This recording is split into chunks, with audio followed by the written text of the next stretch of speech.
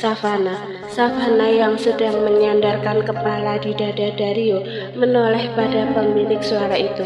Om Abian? Savana menegakkan badan dan menatap bingung Abian. Begitu juga Dario yang bertanya-tanya. Kenapa tiba-tiba Abian menghampirinya? Ada apa, Om? Tanya Dario. Abian masih belum menjawab, hanya menatap lekat pada Savana. Biasanya saat berdekatan dengan Abian, Savana merasa agak takut. Tapi kali ini begitu matanya bertemu mata sendu Abian, perasaan Savana jadi aneh. Entah mengapa, Savana merasa sedih sekali. Om Abian, kenapa? Tanya Savana dengan suara yang begitu lembut. Saya tahu permintaan saya ini sangat tidak tahu malu, tapi bolehkah saya berdansa dengan kamu, Savana? Orang-orang yang sedang berdansa berhenti sejenak dan menatap kepada ayah dan anak itu yang sedang berbicara.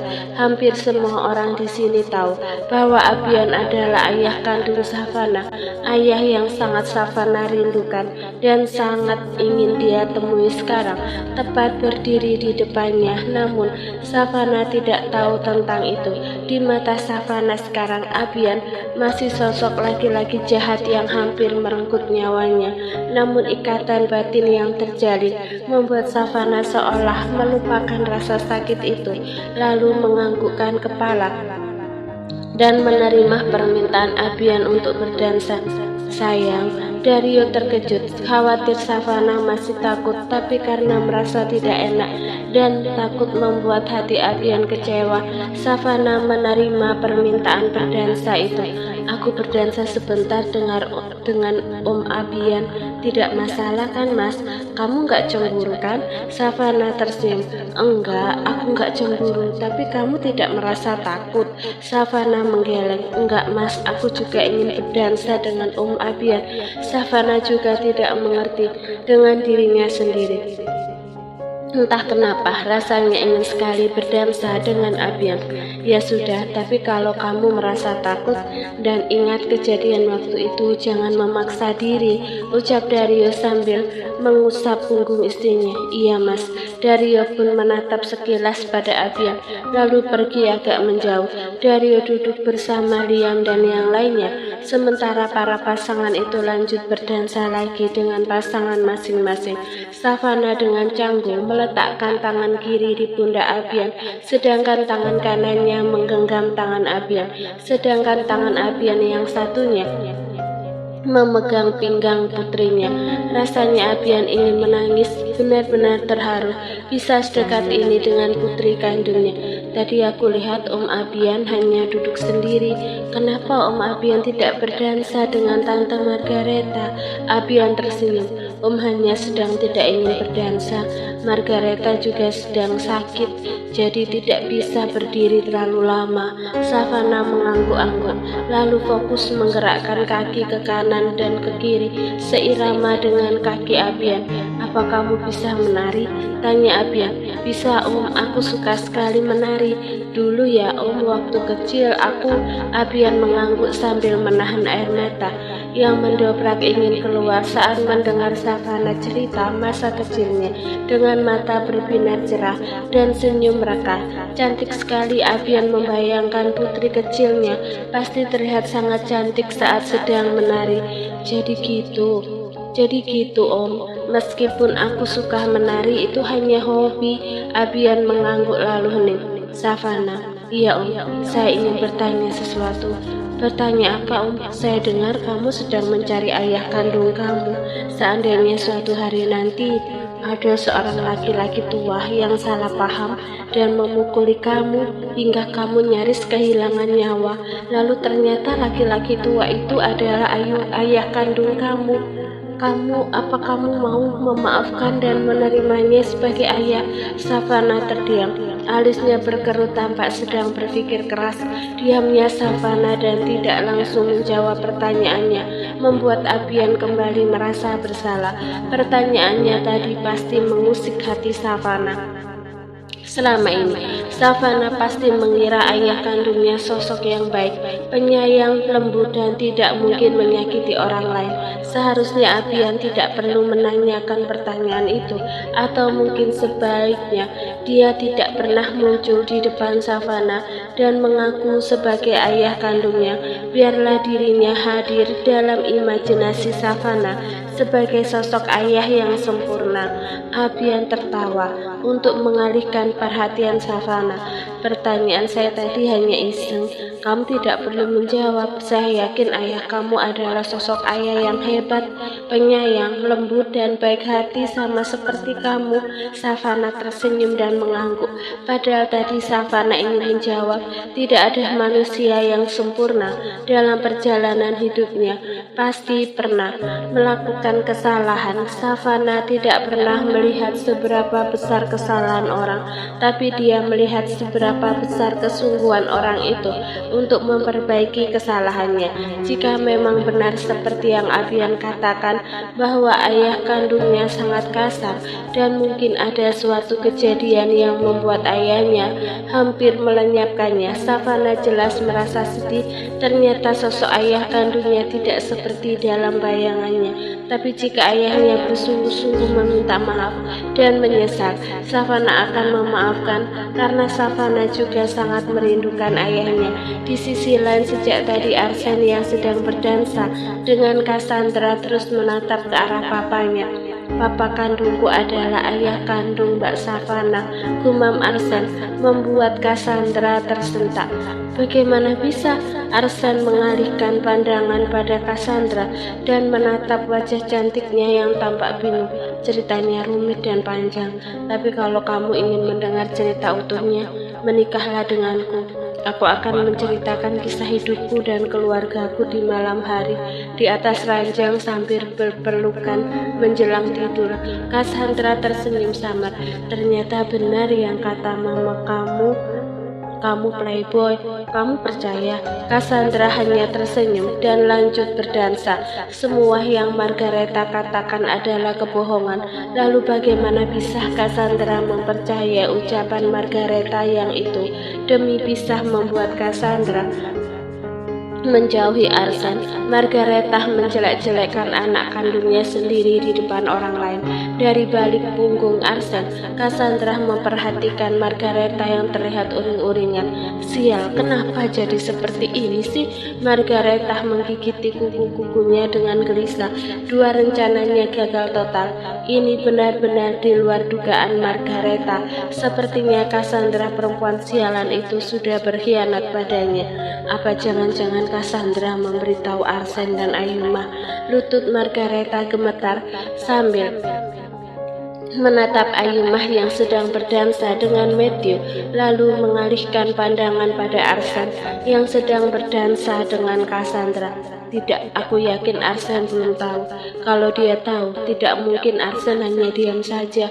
Arsen pasti sangat marah. Sepertinya Ayuma juga belum tahu. Jika Ayuma tahu, dia pasti sudah menyeretku ke penjara.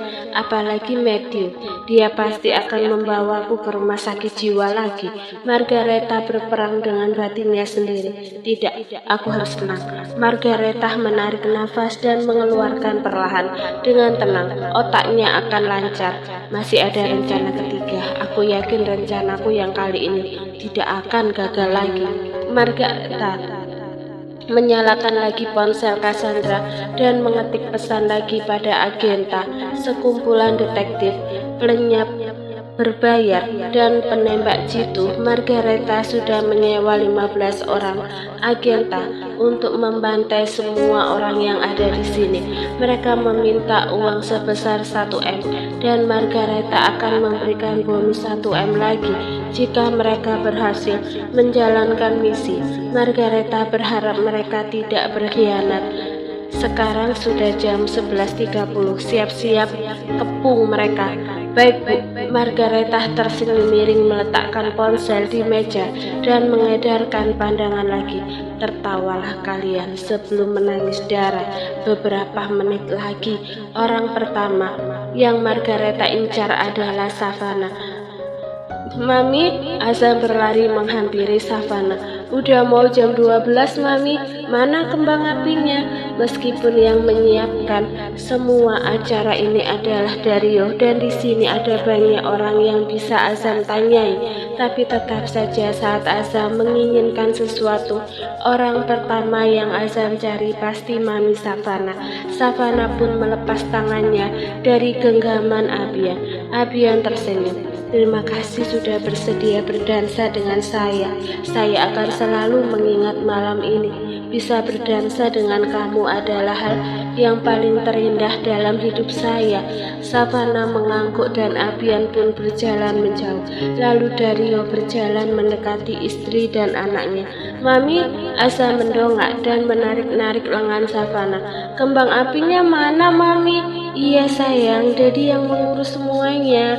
Azam yang melihat Dario mendekat langsung menghampirinya. Dedi, mana kembang api? Kembang api apa? Enggak ada kembang api, kita pulang sekarang. Ah, Dedi, Azam merajuk. Dario tertawa, bercanda gitu aja ngambek. Dasar tukang ngambek. Semua orang pun satu persatu mendekat ke arah Dario dan Savana.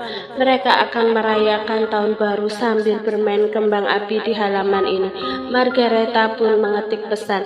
Sekarang, beberapa detik setelah Margareta mengirim pesan itu, 15 orang laki-laki berpakaian serba hitam, memakai topi serta memakai masker mengelilingi semua orang dan menodongkan pistol.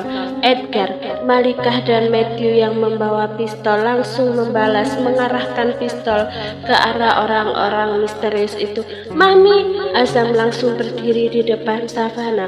Bocah kecil itu sudah siap siaga melindungi maminya.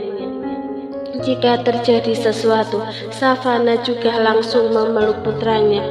Ada apa ini? Siapa kalian? Tanya Dario bingung. Semua orang panik dan saling merapat satu sama lain di tengah-tengah halaman. Jangan bergerak atau tol ini menembus kepala kalian, teriak salah satu penjahat itu.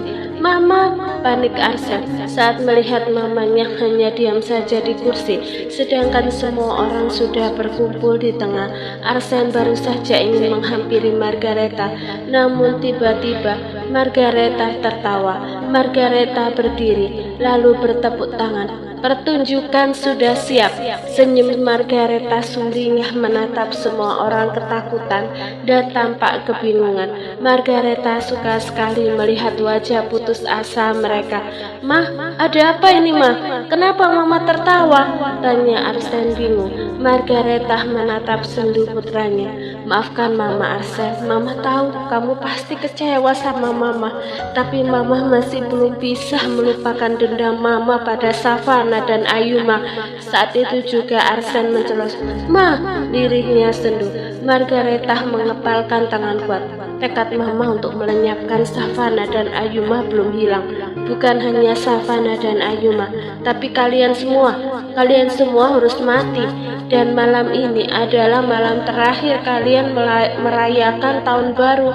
Arsen shock sampai tidak tahu harus mengatakan apa lagi. Bahkan matanya sudah berkaca-kaca. Mah, aku mohon, jangan lakukan ini. Margareta menggeleng. Kamu tidak akan bisa menghentikan Mama Arsen, tapi Mama akan membuat kematian. Kamu tidak semenyakitkan kematian mereka. Mama selalu menyayangi kamu. Margareta mengangkat tangan lalu mulai menghitung. 1, 2, 3, Happy New Year dan matilah kalian semua. Jam menunjukkan tepat pukul 00.00. Margareta memejamkan mata, menanti-nanti suara tembakan lalu diiringi tangisan dan jeritan semua orang. Namun 5 detik menunggu tidak terjadi apapun. Margareta pun membuka mata, lalu menatap semua orang suruhannya. Tunggu apa lagi? Tembak mereka semua! Teriak Margareta marah. 15 orang itu pun bersamaan menarik plat pelatuk pistol. Lalu, wah, Azam mendongakkan kepala ke udara sambil berkata, wah, berkali-kali saat melihat pistol-pistol yang 5 orang itu tembakkan mengeluarkan berbagai macam isi. Ada pistol yang mengeluarkan gelembung-gelembung kecil dan banyak sekali yang melayang-layang di atas kepala semua orang. Ada juga pistol yang mengeluarkan suara seperti peluit dan trompet. Ada juga pistol yang mengeluarkan potongan kertas kecil-kecil dan bertaburan di udara. Banyak sekali jenisnya dan sangat seru. Azam dan Nadia berlarian ke sana kemari sambil mendongakkan kepala dan merentangkan tangan. Tadi Dedi ngeprank ya? Tanya Azam dengan mata berbinar cerah. Iya sayang. Wah seru, Dedi. Oma Margareta juga lagi acting jahat. Acting Oma keren. Azam pikir Oma Margareta beneran jahat, tapi ternyata bohongan. Azam berlari menghampiri Margareta dan memeluknya. Azam sayang Oma. Azam mendongak dan tersenyum ceria. Saat itu juga hati Margareta mencelos. Benar-benar terkejut sampai lidahnya terasa keluh dan tidak mampu mengatakan apapun lagi. Azam, diri Margareta senduh melihat mata bocah kecil itu berbinar. Azam menatapnya seolah dia nenek yang paling baik di dunia ini. Padahal kenyataannya tidak seperti itu. Azam melepas pelukan lalu berlari ke arah Dario dan Savana. Dedi, Mami, kita main petasan di tepi pantai yuk. Nadia, ayo. Azam menggenggam tangan Nadia dan mengajaknya lari keluar villa. Villa ini tepat berada di tepi pantai, sehingga saat keluar villa langsung melihat hamparan pantai savana. Menyuruh Malika dan Edgar menemani Azam dan Nadia. Vernon, Liam dan timnya mengikuti Azam juga. Begitu juga Andrew, Lalisa, Rentana dan Victor juga ikut keluar villa. Semua orang pergi termasuk 15 bodyguard dan tim organizer. Di halaman samping villa itu masih ada Dario, Savannah, Ayuma, Matthew, Helen, Anthony, Arsen, dan Cassandra. Margareta tertawa. Jadi kalian semua sudah tahu rencanaku dan pura-pura tidak tahu. Wah, hebat sekali. Margareta bertepuk tangan sambil terus tertawa. Arsen hanya bisa menatap sendu mamanya.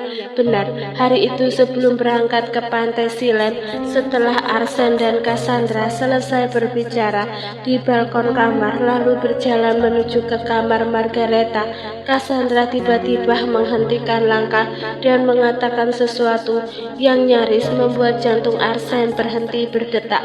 Cassandra menceritakan semua rencana Margareta pada Arsen. Beberapa saat Arsen shock, lalu segera menguasai diri dan menceritakan semua rencana Margareta kepada Ayuma sebelum berangkat ke pantai. Ayuma dan Matthew juga sudah punya rencana mereka sendiri. Akhirnya mereka semua kerjasama untuk mengungkap kejahatan Margareta. Arsen meminta pada Ayuma untuk tidak langsung membawa mamanya ke penjara. Arsen ingin menghabiskan tahun baru terakhir bersama mamanya. Aku tahu, Mah, dan aku sudah melakukan sebisaku untuk melindungi Mama. Lalu apa kamu akan memasukkan Mama ke penjara atau kamu akan melenyapkan Mama?